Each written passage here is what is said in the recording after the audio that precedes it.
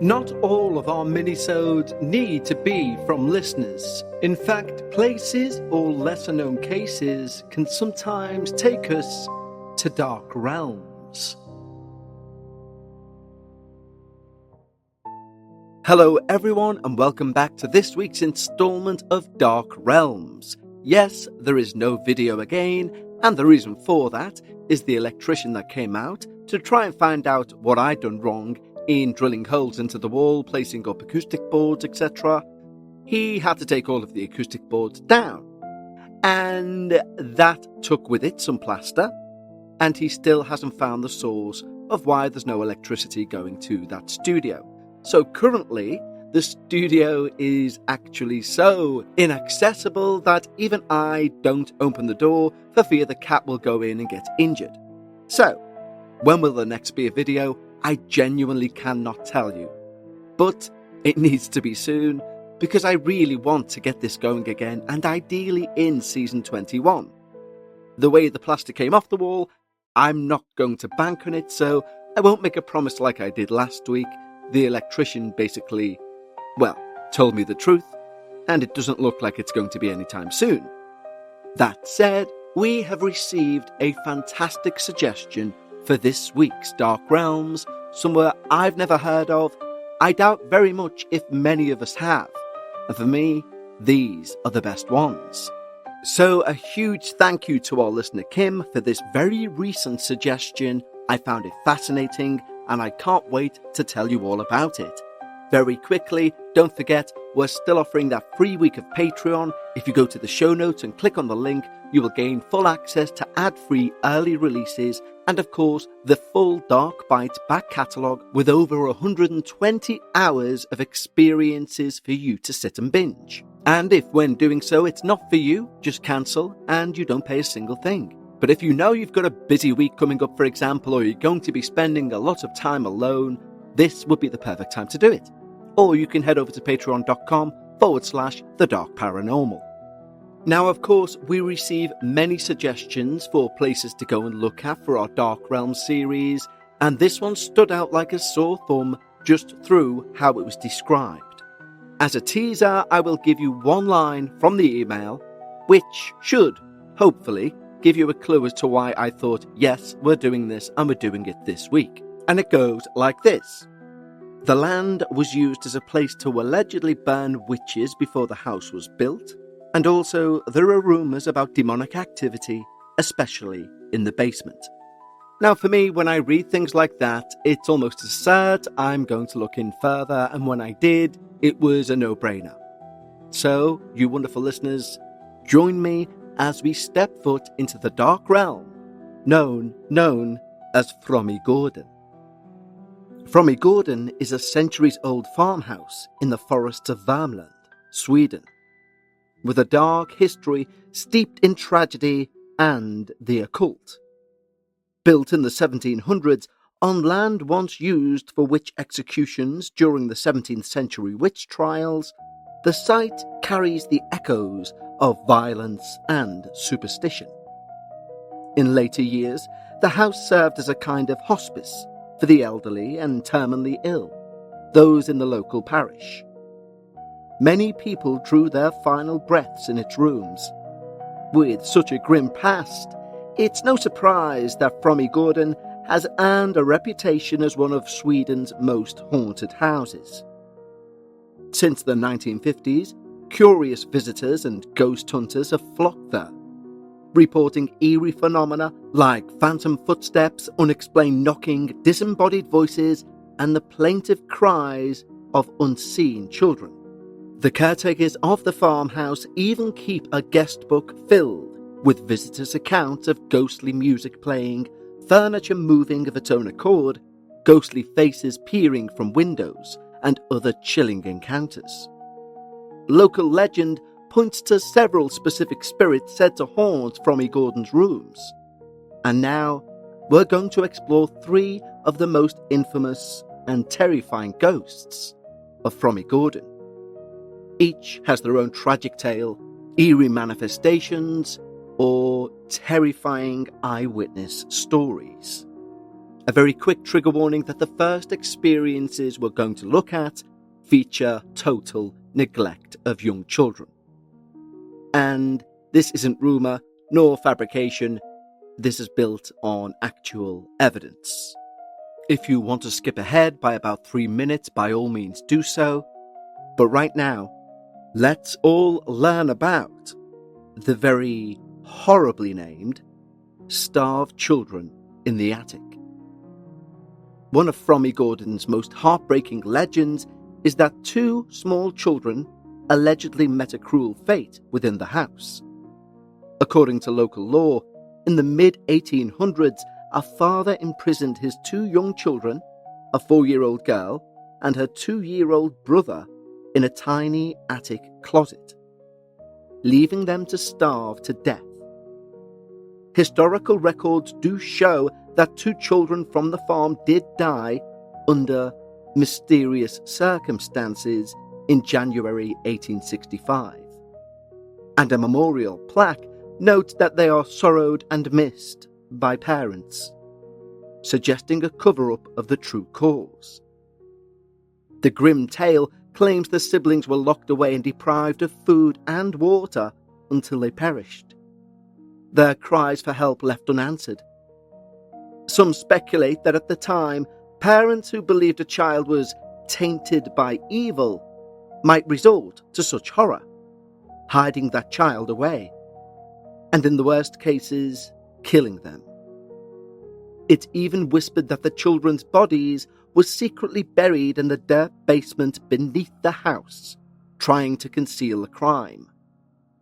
Whether true or merely a morbid myth, the legacy certainly lives on in Frammegården's attic. Visitors and paranormal investigators consistently report unnerving activity in the upstairs rooms. The small attic closet where the children supposedly died is often described as intensely oppressive. Cold spots, the feeling of being watched, an inexplicable panic overcoming those who enter. Many have heard the faint sound of children weeping or tiny fists banging on a door when no one else is around. On one occasion, a family experimenting with a playful trigger set a line of a beach ball, a football, a tennis ball on the floor, and suddenly the largest ball moved with high force across the room, striking a leg chair as if an unseen child had kicked or thrown it. Swedish medium Benny Rosenqvist states, "When I was there, I got into contact with 2 children in a closet. They were completely distraught. I could hear them crying the whole time. During his investigation, Benny stepped into the closet and was suddenly overwhelmed by despair and physical sensations of the children's ordeal. He felt the panic, the darkness. His mouth went dry with intense thirst, and a terrible sadness pressed upon him. In a hushed voice, he reported visions of a very thin, malnourished little girl, around 5 years old, accompanied by a younger boy, both wailing in fear. He states, "The children believe they are going to die in here. They're banging on the door because they just want out," Benny said. This first-hand account gives a harrowing glimpse into the last moments of these child victims. By all accounts, the ghostly children of Frammegården remain trapped in the attic, their restless spirits still reaching out in sorrow. A tragedy, a haunting, one that when encountered seems to evoke equal amount of pity and fear. Let's have a quick break to talk to you about acorns. As a podcaster, I've never considered retirement. If I can talk, I can podcast, right? But maybe one day I'll look to retire, but I'll still need a retirement fund. And then I think, but in the now, I still need things like equipment upgrades, etc. There are bills to pay. So what could be the answer to both? Investing. Specifically, investing with acorns, because acorns make it easy to start doing more with your money. In fact, you can start automatically investing with your spare change, and it's all in one easy-to-use app. In my opinion, everyone should know that your money can grow on its own, not just the mega wealthy. I know it's not paranormal, it's compounding. That's when your money makes money, and then that money makes even more money. And Acorns makes it easy to give your money a chance to do just that. Sign up now and Acorns will boost your new account with a $5 bonus investment. Join the over 14 million all-time customers who've already saved and invested over $25 billion with Acorns. Head to acorns.com/darkparanormal or download the Acorns app to get started. Paid non-client endorsements. Compensation provides incentive to positively promote Acorns. Investment involves risk. Acorns Advisors LLC, an SEC-registered investment advisor. View important disclosures at acorns.com/darkparanormal. Next, in literally one of the darkest realms I think we've looked at in recent times, we're going to take a look at the Weeping Woman. She's a sorrowful spirit said to roam Frammegården, and the apparition is of a grieving mother who died with her infant in her arms. This legend dates back to the 19th century. According to one story, neighbours entering the farmhouse were alarmed by the sound of miserable sobbing coming from an upstairs bedroom. Investigating this eerie sound, they allegedly discovered a tragic sight. A woman slumped on the bed, clutching the lifeless body of her newborn baby and crying in utter despair. By the time help arrived, the woman and child had vanished, leaving behind nothing but the heavy atmosphere of grief. It's unclear who this mother may have been or how her baby died. But ever since, that upstairs bedroom has been called the crying room, and the ghostly mother is said to remain there, eternally mourning her lost child. Many who sleep at Frammegården report hearing the sounds of a woman softly weeping in the dead of night, especially near one bed where the spirit supposedly manifests. Some guests have awakened to the sensation of someone sitting on their bed, only to find an indentation on the mattress as if an invisible figure was still present. A local historian who manages Frammegården tours states, in one of the beds, it's said that a sorrowful woman still sits with a dead baby in her arms. Visitors will describe an overwhelming sadness or discomfort in that room for no obvious reason. There are also reports of faint lullabies playing from nowhere, the fleeting image of a lady in a dated dress vanishing around a corner. During his time at the premises, the previously mentioned medium, Benny Rosenqvist, stated, "I hear a woman crying in despair, and I see a stillborn child." During his investigation, an icy chill enveloped the so-called crying room. The veteran medium described how the air grew heavy and cold as soon as he entered. Clairvoyantly, he perceived a distraught female figure, sobbing uncontrollably over a tiny infant. At one point, Benny himself struggled to breathe, clutching at his throat, saying, "It feels like someone is choking me." He gasped as if reliving the woman's anguish.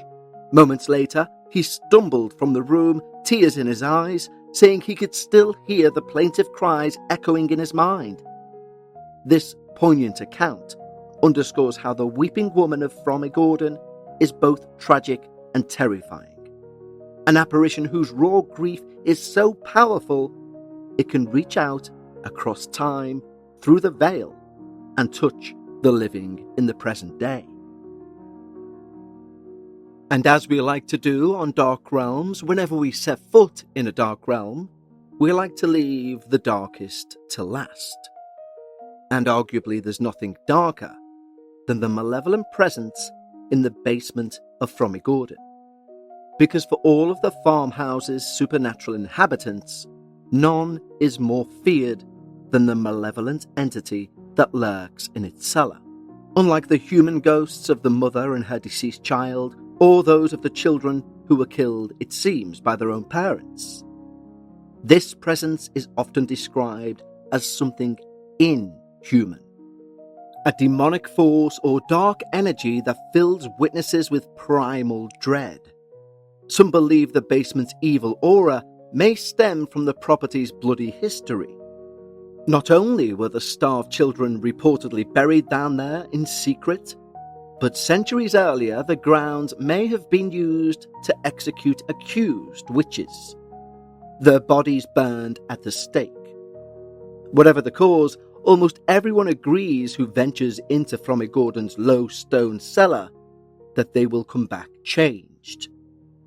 The air grows unnaturally heavy and cold. Shadows seem to coil in the corners. There's an oppressive sense of doom that descends on you as you fully enter the room. Those sensitive to the paranormal have described the entity as a pair of burning eyes in the dark, or a shifting figure of light radiating pure hatred.